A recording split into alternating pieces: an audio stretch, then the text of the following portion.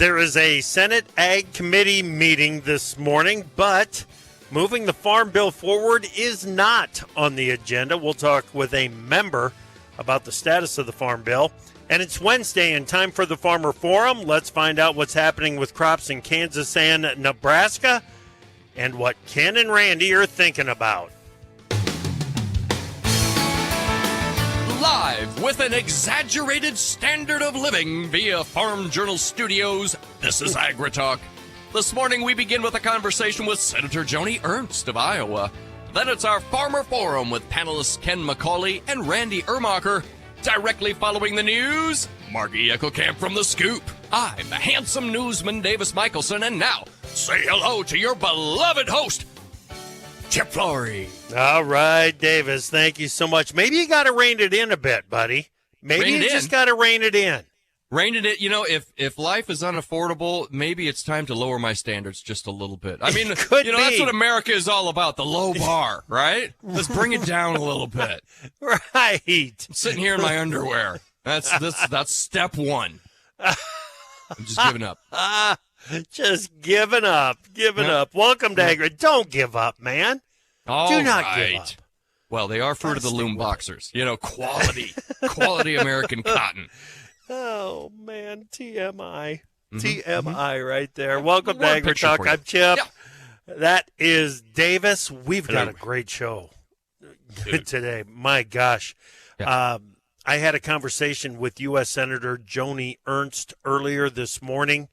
We talked Farm Bill. We talked RFS. We talked used cooking oil. We talked Joe Biden.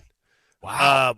We covered a lot of ground in the conversation this morning. You want to hear this one. How many segments was all that to fit all that in? That's one. That's one. Just one segment. Wow. Yes. Wow. Yeah, okay. But we got it in there, and nice. Great conversation with the senator this morning. So looking forward to that. And then we'll get reaction to the comments from Senator Ernst, from Ken McCauley in Kansas, Randy Urmacher out in Nebraska. That should be a red-hot Farmer Forum for today. Yeah. I think I'm kind of excited about today's show. I think so. Yeah. I'm worked up. Attaboy. I am. Good for you. All right, let's get to the news. What do you got? I'm going to start with the weather, where the remnants of Beryl, which was downgraded from a hurricane to a tropical depression, the remnants will move through the Ohio Valley and Northeast today with heavy rainfall, which may bring flooding and a few severe thunderstorms with damaging winds and tornadoes. A dangerous heat wave with record temperatures is expected to continue across much of the western U.S., with hot temperatures for parts of North Carolina through southern New England. Chip, it seems like it's a thing. People are going out to Death Valley right now to sort of take in the heat, and unfortunately, some of them are finding out the heat can be life-threatening. Yeah, I don't know why you would want to travel to one of the hottest places on earth when it's one of the hottest times of the year, and the name of the place has death in it. Right. Yeah, no, I'm not interested. Don't go there. No. In other news, a USDA daily export sale was reported 132,000 metric tons of soybeans to China in the 24-25 marketing year. Some beans to China here, Chip, on a daily sale. Mm-hmm. Yeah, it makes me wonder exactly about some of those bean sales to unknown. I thought those were probably into Europe, into Rotterdam, but maybe China's been getting involved. Yep.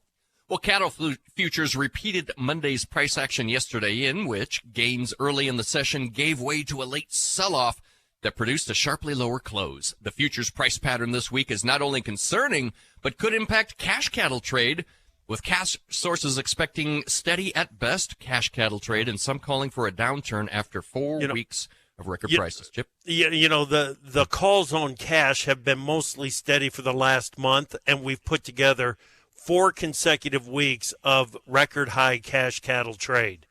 Let's not rule it out for this week either. The demand is really good. Now, the box beef market yesterday got smoked, down $4.80 on the heavyweight choices. So that might be a bit of a reason for the cash market to at least hold steady.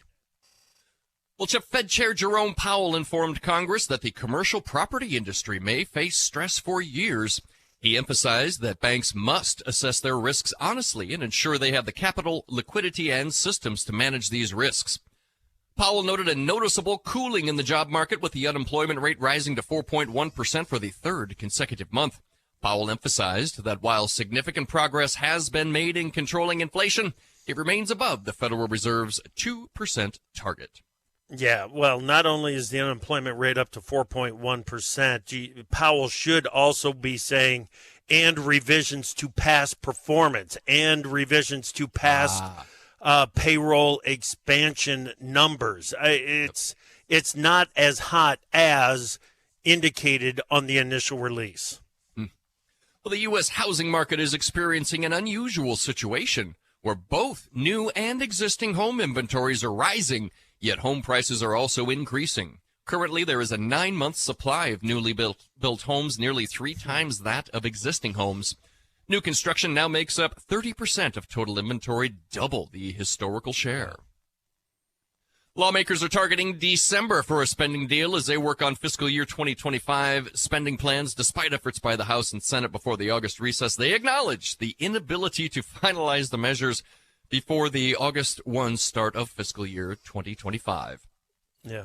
President Biden is hosting global leaders in Washington for the annual NATO summit, aiming to show unity on key issues.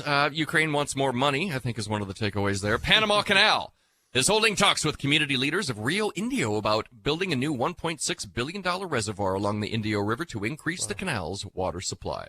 Chip, over to you. All right. Excellent. Thank you, Davis. Margie Eckelkamp, editor of The Scoop. Good morning, Margie. Hey, Chip. Good morning. So what is the future of mineral? Tell me about it. Yeah, so for folks who need a little bit more familiarity, Mineral was really the ag tech startup within Google and its parent company, Alphabet. It was founded in 2018, and then last year was spun out as a standalone subsidiary of Alphabet.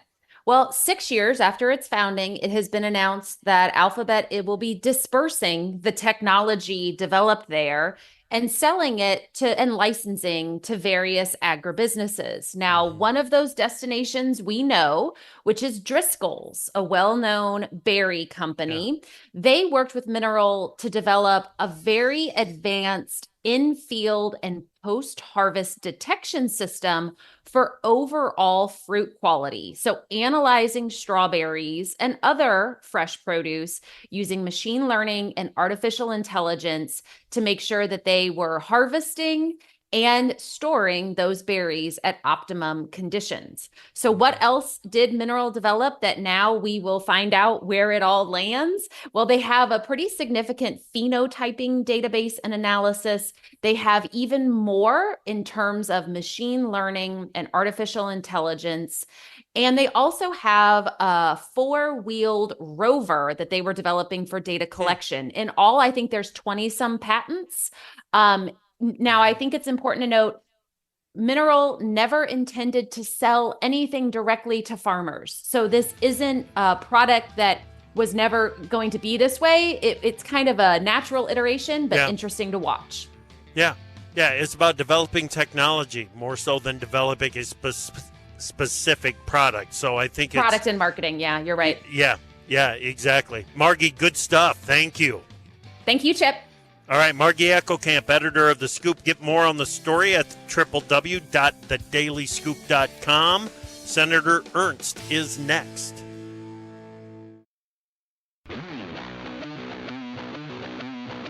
AgriTalk is brought to you by Atticus, providing battle-tested chemistries you know and trust.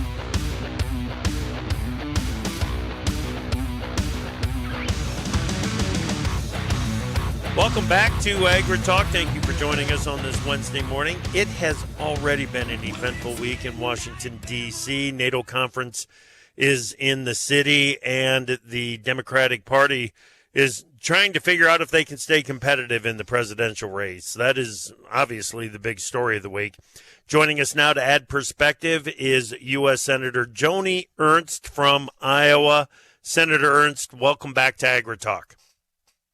Yeah, it's great to be with you, Chip. Thank you. It is a busy week in D.C. Yeah, no doubt. I want to stay directly on show topic, Senator, to start with the Farm Bill.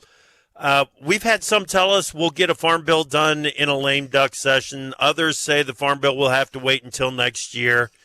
You are a member of the Senate Ag Committee. What's your take? What is the situation?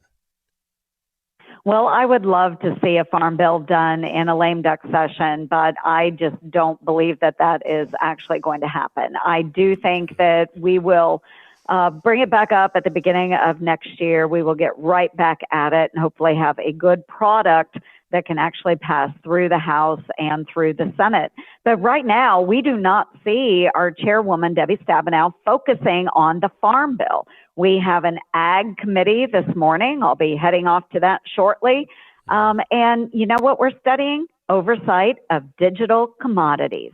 We're not working on the farm bill. So that tells me that she does not intend to move a farm bill this year. Otherwise, we would continue working on it. The hope is early next spring. And I hate that. I hate it for our farmers. I hate it for the producers. Right.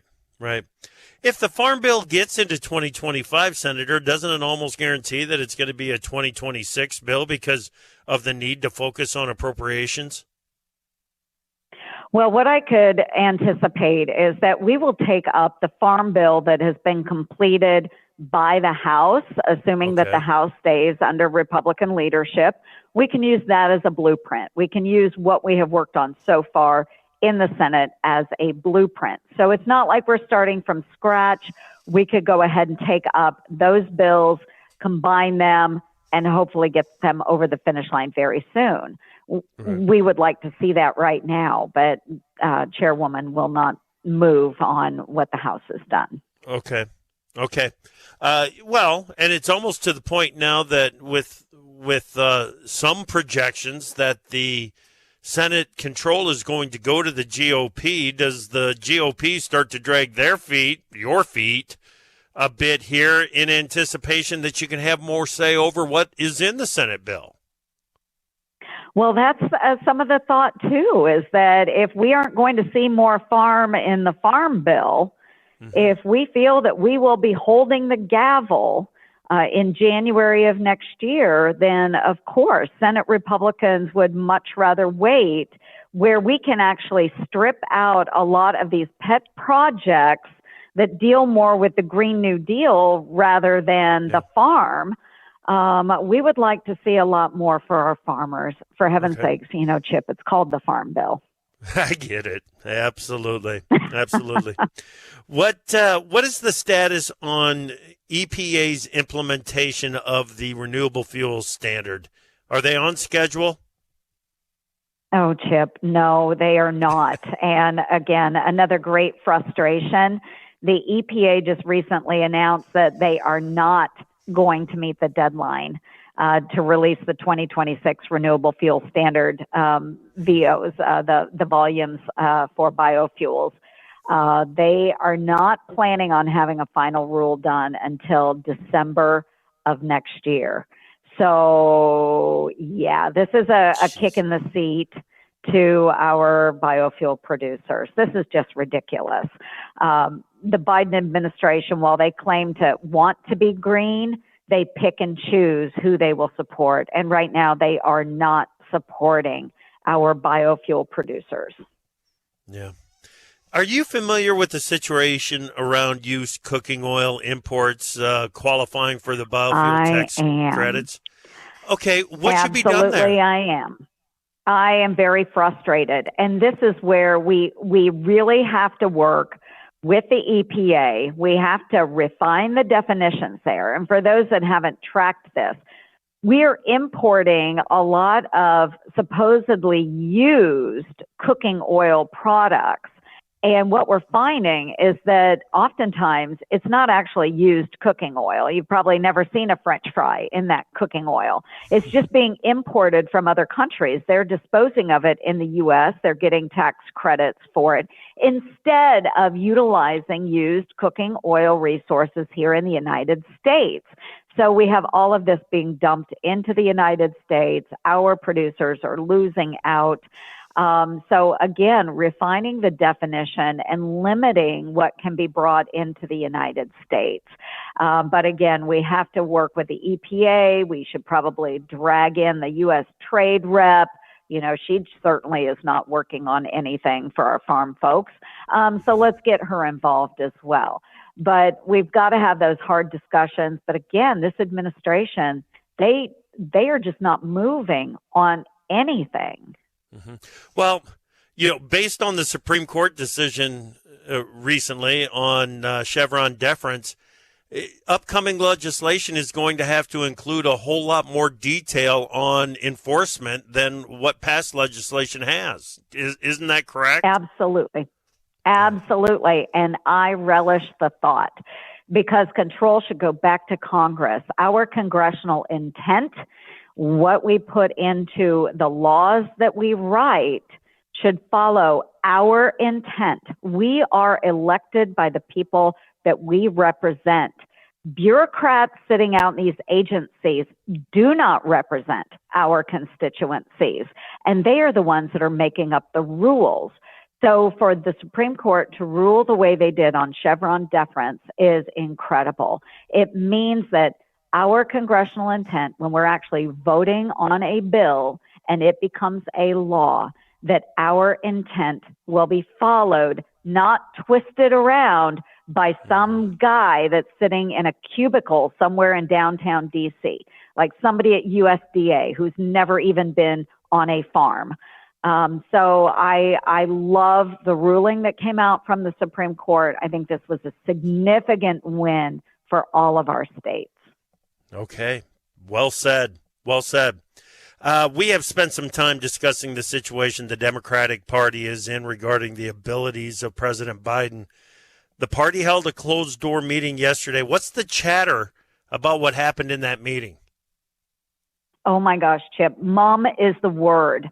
They are not spilling the beans at all. And I tell you what I'm seeing is a number of those senators that wanted to call for Biden to step aside, man, they have been whipped around so badly, they will not speak. All they can say is that it was a really great discussion. That's it. Okay, our public can see. You can see what we're dealing with here in Washington, D.C., Chip, and you can tell I am extremely frustrated.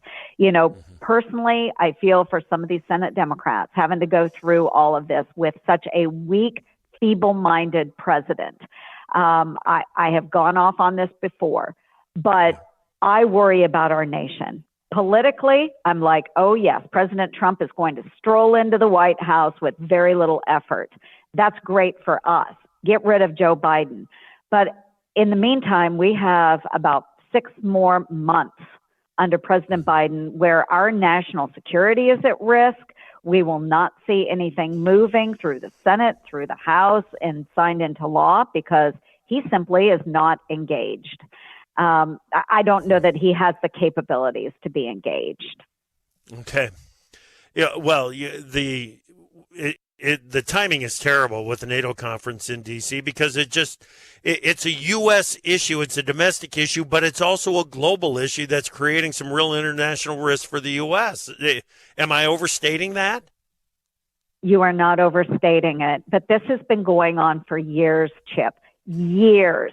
And these Democrats and the left-leaning media has covered for Joe Biden for so long. I have been talking about this for years. I have a friend, a congressman that's a Democrat in the House. He is a veteran. He has been talking about this for years, about the inability of President Joe Biden to lead. When I travel internationally, whether I'm talking about ag, whether I'm talking about national defense, our world leaders are saying, where's American leadership? They are very concerned. Very, very quickly, is he going to be on the ballot in November? I have been saying for the last year, there's no way he can be the candidate on their ticket. Okay. I used to say I was a conspiracy theorist. Now I don't think I'm a conspiracy theorist. Right. I think it's they're going to have to replace him. I don't know how he gets through the rest of the year. Senator Ernst, thank you so much for your time. We certainly appreciate it. Be safe. Yes, thanks so much, Chip. You bet. Senator Joni Ernst from Iowa will be back with Farmer Forum next on AgriTalk.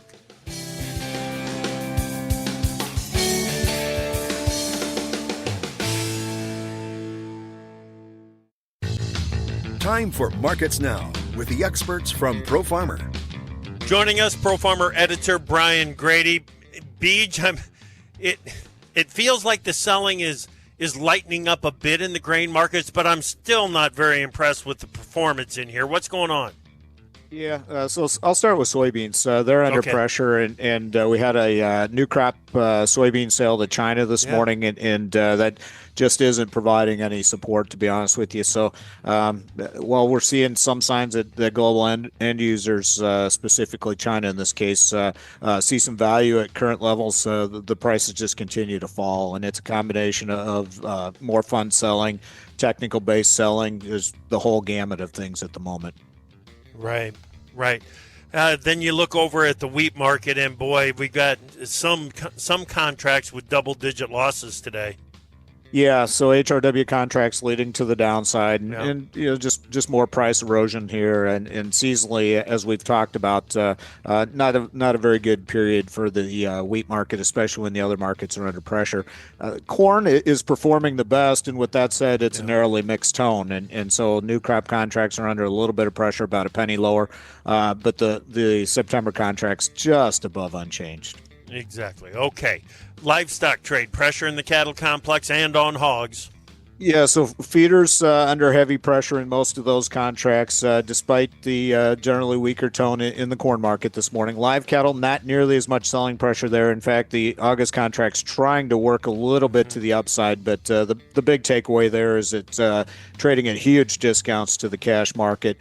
And then hog futures, more erosion there with heavy losses in the deferred contracts this morning. Excellent. Thank you, Brian. That is Pro Farmer editor Brian Grady. Get more at tryprofarmer.com.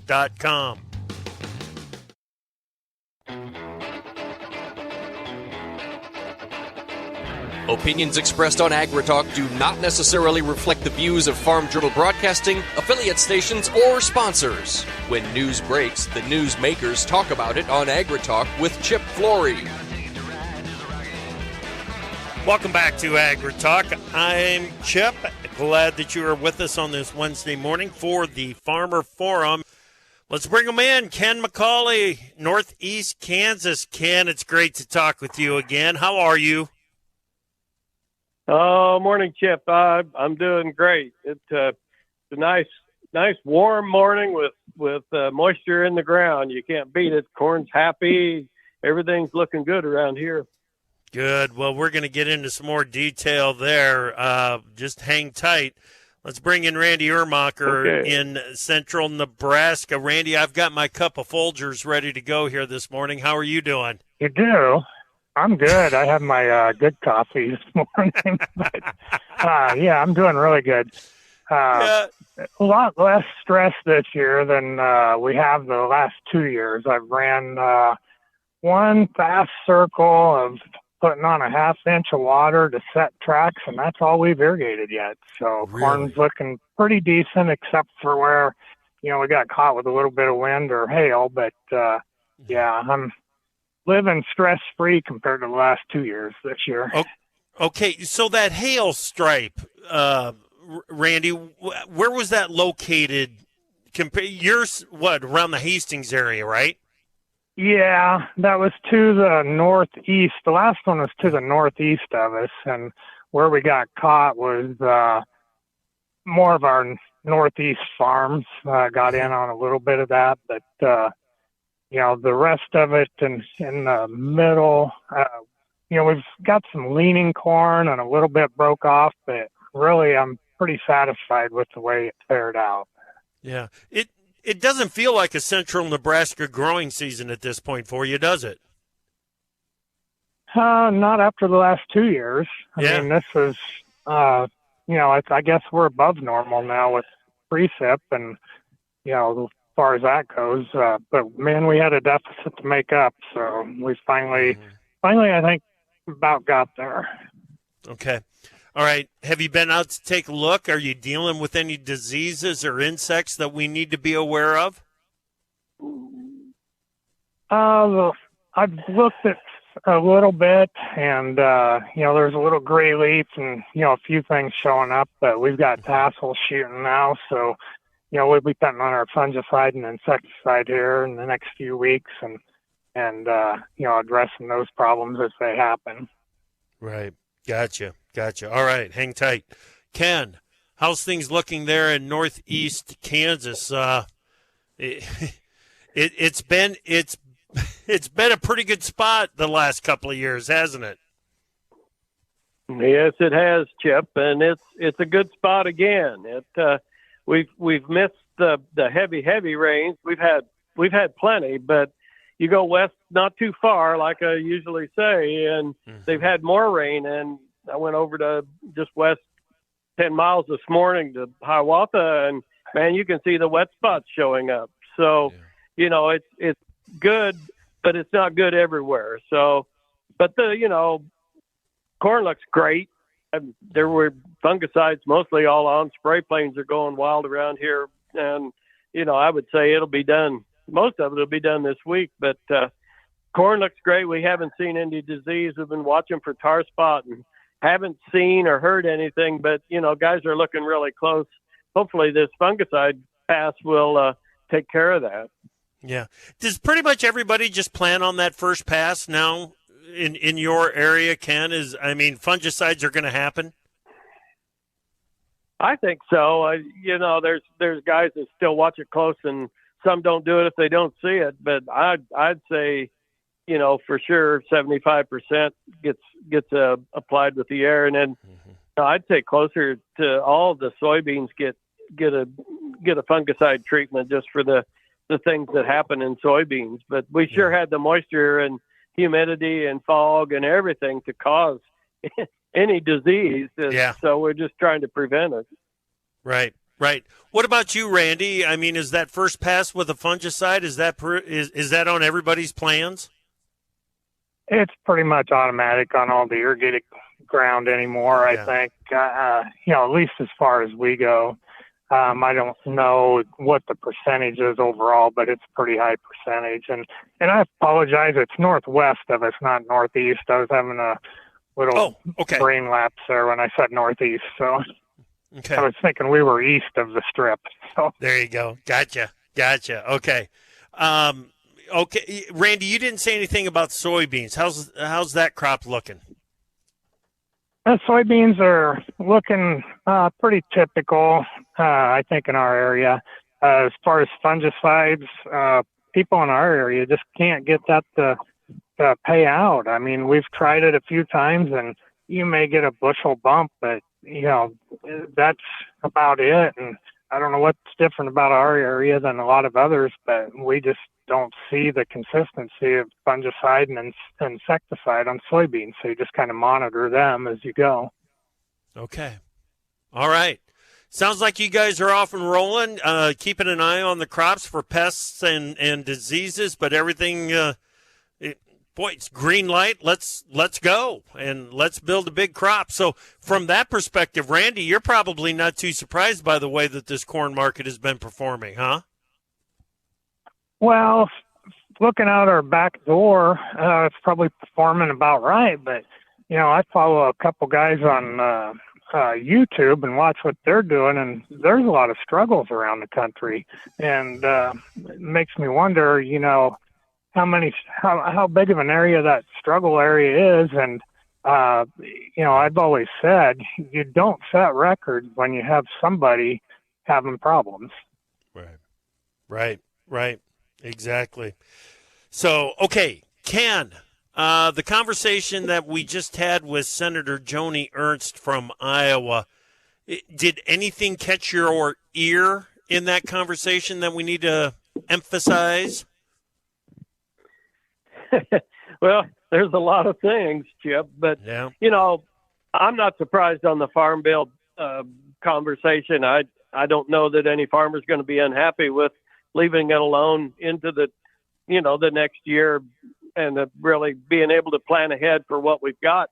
I was really worried that all this, the climate things were going to really influence the Farm Bill, and it doesn't look like so far anyway.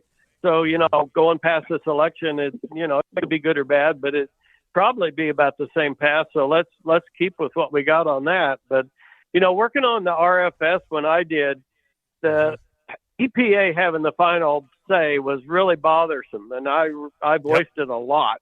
And we're realizing how bad a deal that really was. But, when we did it, that was really the only way we could get that done.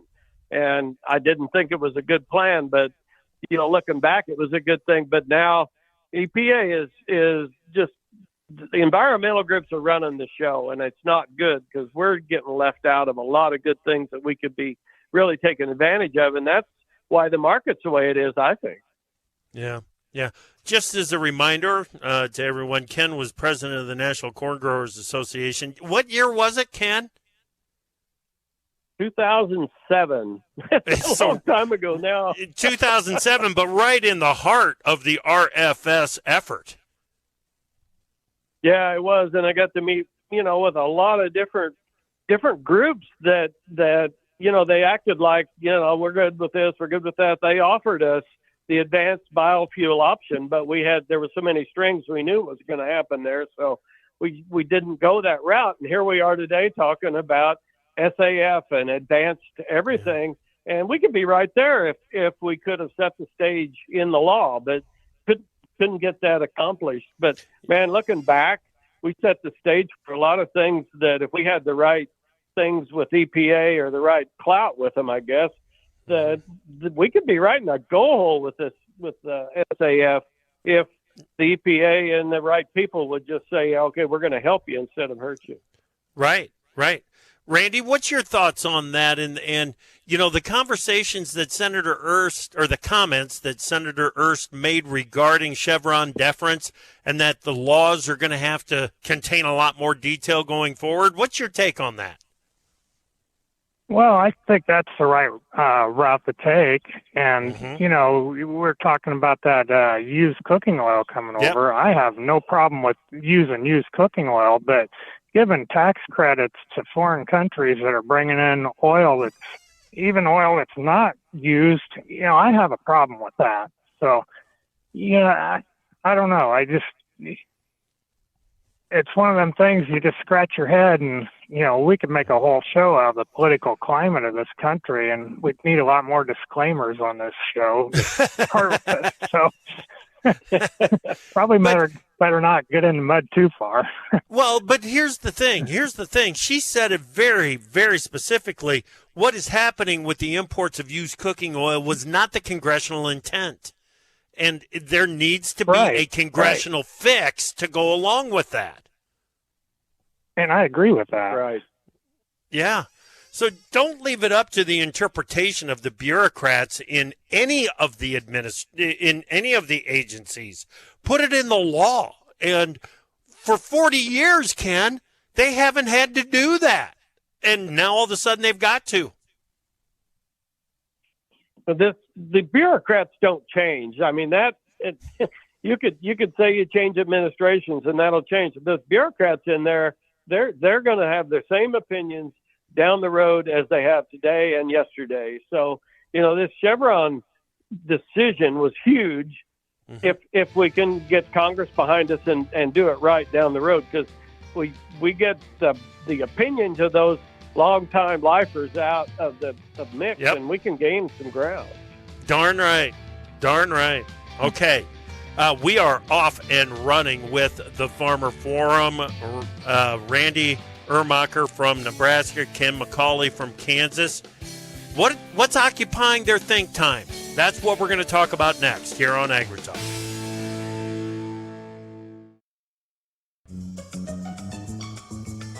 I don't know what you're thinking. So call us at 855-4TALK-AG and tell us what's on your mind. Welcome back to AgriTalk. We are into the home stretch of the Farmer Forum here on AgriTalk. We've got Ken McCauley from Kansas, Randy Urmacher from Nebraska. All right, I'm going to do it with you guys. This is, I know that this is risky, but I'm just going to ask it straight out. Randy, what are you thinking about? What's on your mind? Well, crop marketing for one. You know what's going to happen. How many acres are actually damaged with floods and hail? You know, stuff like that, and trying to get a feel for it. You know that, and then the demand as far as exports, and then you got the RFS and all that. There's a lot of things on my mind, and it just kind of goes in spurts everywhere, I guess. Yeah. Well, I'm going to ask you the obvious. Where does President Biden fit on the list of things that occupy your time? I mean, do you think about the condition of the President of the United States much? Well, it's worrisome, and you wonder who's actually running the country, because obviously, go. Right. The last 4 years, he has not been running the country. He can't be in that kind of condition, and that's probably as worrisome as anything, is not knowing exactly who's pulling all the strings there. Yeah. Now, Trump can beat Biden. Can Trump beat a replacement for Biden? Your thoughts? I think so. I hope so, anyhow. You know, I really struggle with this. If they appoint somebody to take his place, we're definitely not in a democracy anymore, and everything's being pulled. You know, our strings are being pulled by someone or something or several people up above, and that's really concerning if that happens. And you know, the Democrats have kind of got themselves in a pickle, in my opinion, you know, letting this go this long, and then all of a sudden wanting to replace him. It's like, you can't do that and still call it a democracy. I'm sorry. Right. Okay, Ken, what's on your mind? Well, I'll echo everything Randy just said, because I totally agree with that. It's on my mind every day, Chip. This watching Biden for the last 3.5 years has been just crazy. But you know, you don't know what's going to happen with any of the presidents. But I'm taking the chance and the bets that Trump would be the better choice. If he has to campaign against somebody else, politics tell you that they probably don't have enough time to get the confidence to pull the middle in, and I'm hoping for that. But you hear all that when you look at anybody like, say, over 70 or whatever, my age, and they start talking about how they're going to tax you if Biden stays in there. And he's not going to be accountable to anybody. And, you know, the people running the show, he's still accountable to them. But any president that isn't accountable is probably going to try to do anything he wants to do, even if he's not thinking straight. So that's a big worry to me, that, you know, are they just going to wreck the next generation or ever of agriculture? Because that's where everything settles into. Right. Interesting.